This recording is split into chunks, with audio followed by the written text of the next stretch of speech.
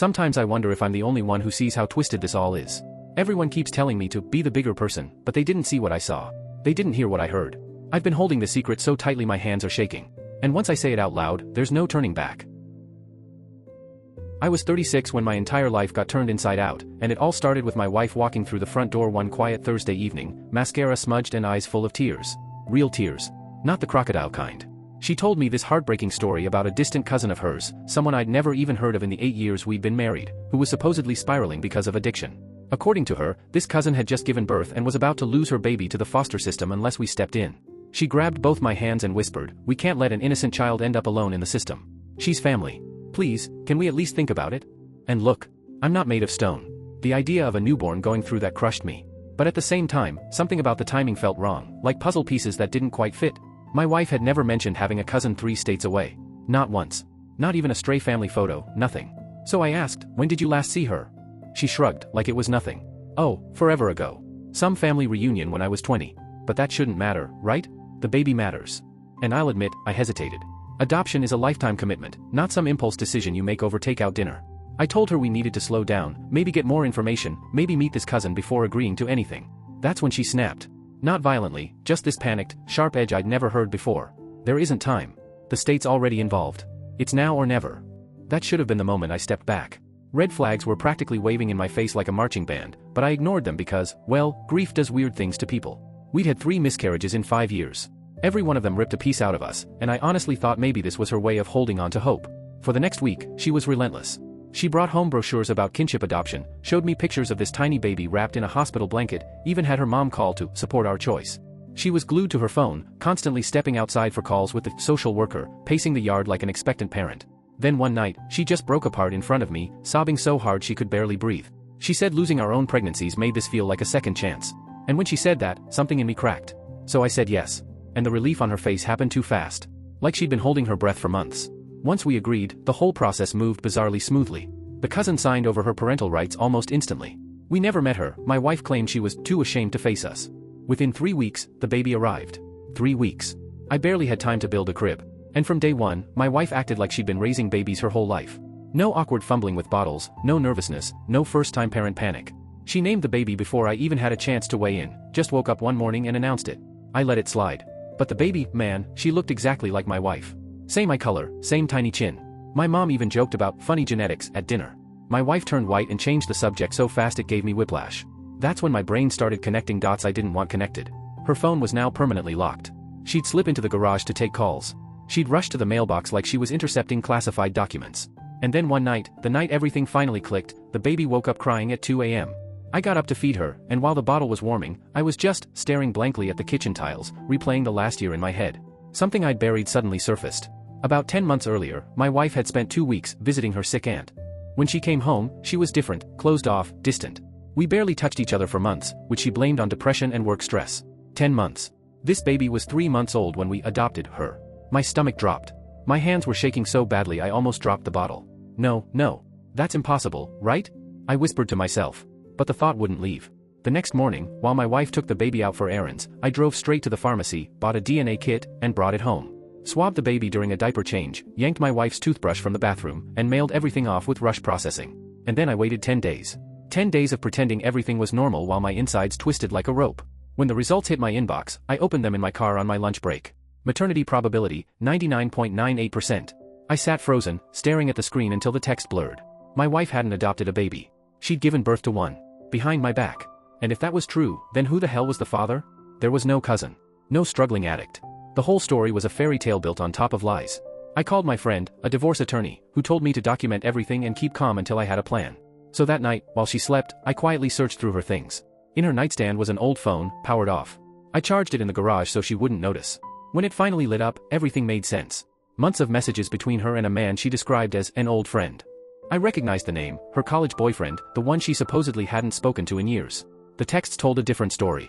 They'd reconnected at her high school reunion 2 years earlier. It started emotional, then turned physical. She got pregnant. She panicked.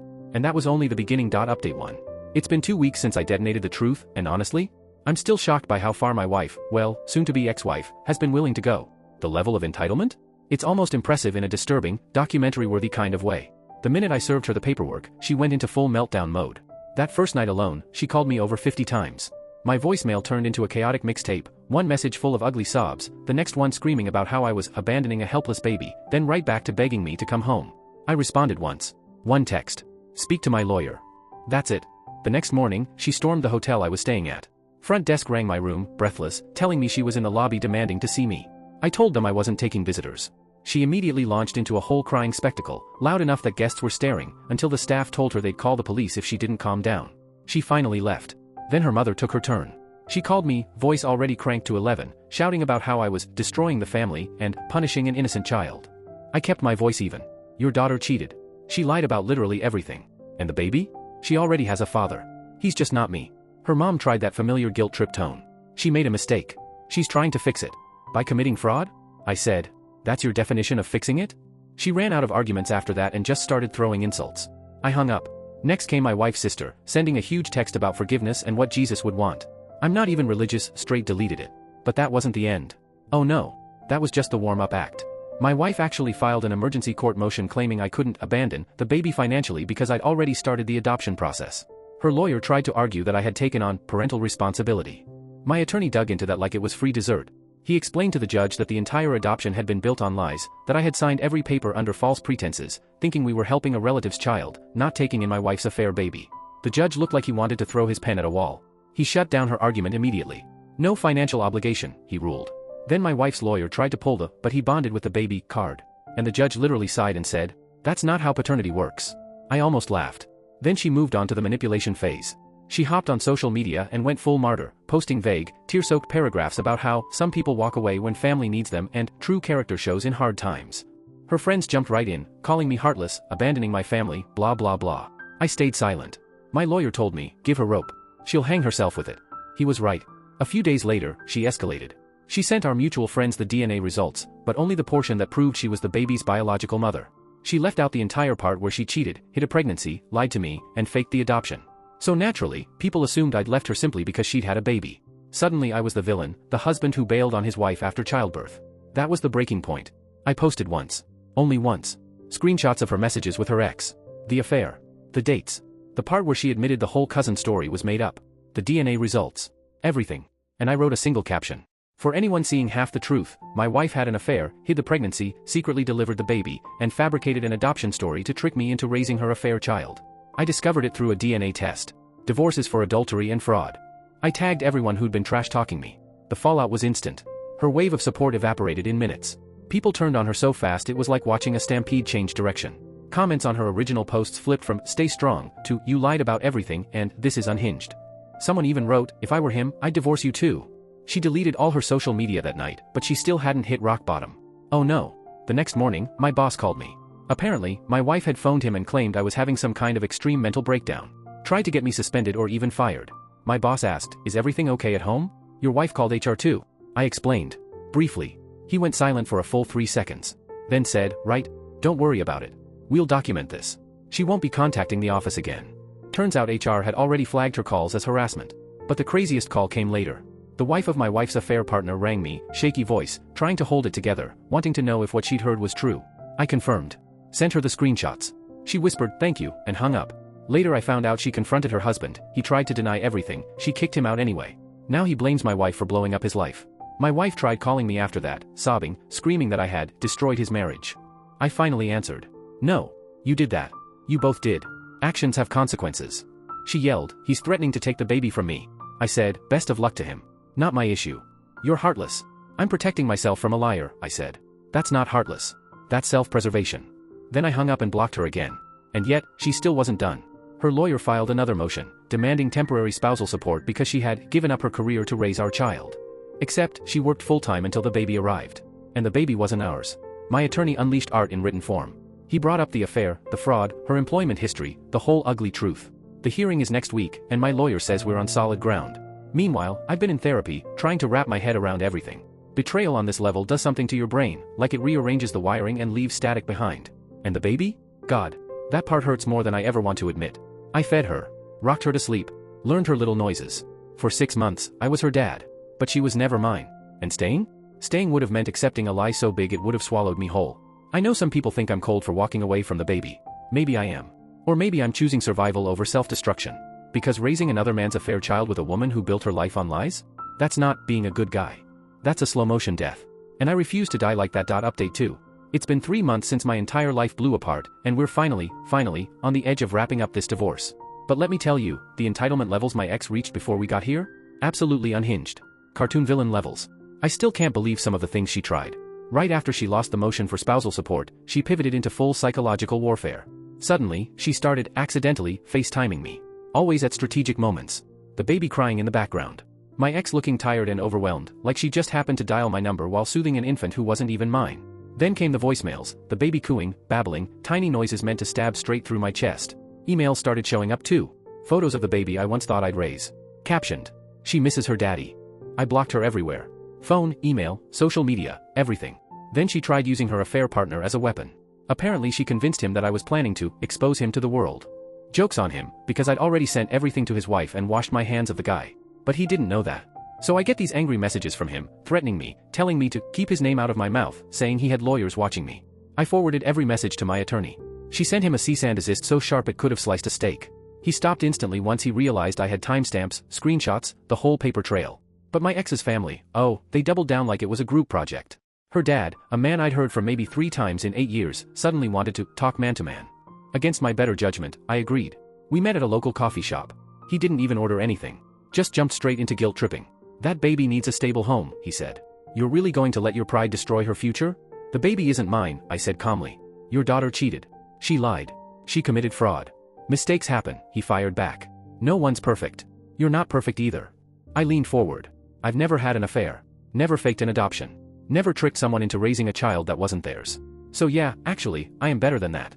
He started raising his voice, accusing me of being cruel, unforgiving, abandoning my responsibilities. I stood up to leave. "If you walk out now," he snapped, "you're dead to this family." I shrugged. "Good thing I'm divorcing out of this family then." And I walked straight out the door. Next came the criminal nonsense stage. She filed a police report claiming I had stolen items from the house during our separation.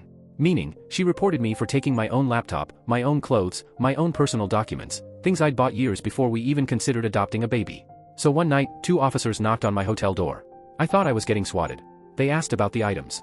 I pulled out receipts, screenshots, photos of the property, serial numbers, everything. One of them looked exhausted. "Sir, these are clearly your belongings. This is a civil issue, not criminal theft."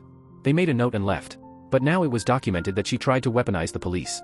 My lawyer added it to the growing list titled, "Things this woman did to harass her husband." Then came the big day, the full court hearing. Asset division. Final orders. The whole circus. My ex walked into the courtroom dressed like she was auditioning for a role as heartbroken single mother. Baby on her hip. Mom at her side. Theatrics turned up to 11. Her lawyer tried everything. First, he should pay child support. He was the father for 6 months. Judge shook his head. Fraud voids that. Then, he caused her emotional distress by leaving. The judge stared at her like she'd grown a second head. Denied. Then they asked for me to pay her legal fees. Denied. Then they requested alimony because she supported me through our infertility struggles. The judge laughed. Out loud. Denied. My lawyer laid out the facts like she was building a skyscraper, the affair, the secret pregnancy, the fake adoption, the harassment, the false police report, the social media smear campaign. All of it. By the end, the judge looked done. Beyond done. "Ma'am," he said, "you engaged in extensive deception, brought another man's child into your marriage, and attempted to defraud your husband. You are not entitled to anything beyond standard marital division." Final ruling. House sold, equity split 50/50ths. Annoying for me, but legally fair since her name was on the deed. She keeps her car, I keep mine. We each keep our retirement accounts. She gets 0 alimony. 0 spousal support. 0 from me, period.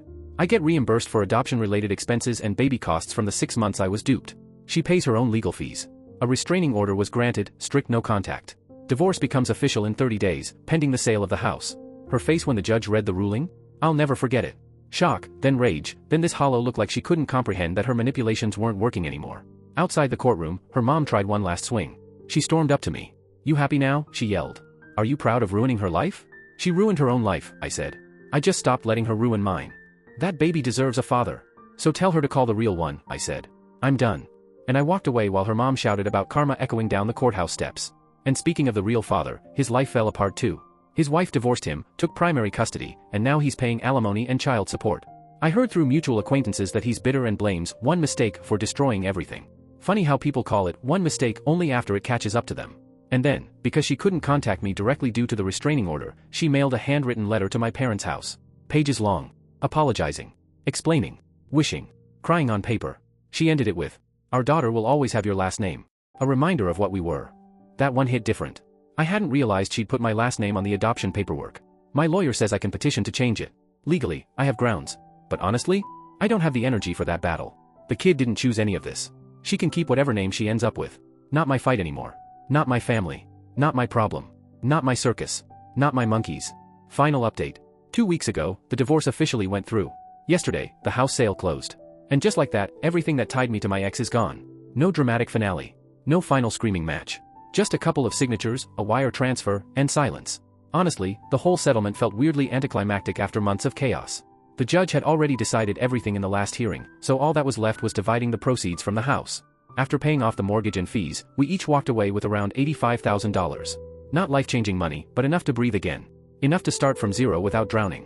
My ex hasn't said a word to me since the final hearing. The restraining order works like a charm. But people talk, and small towns love gossip.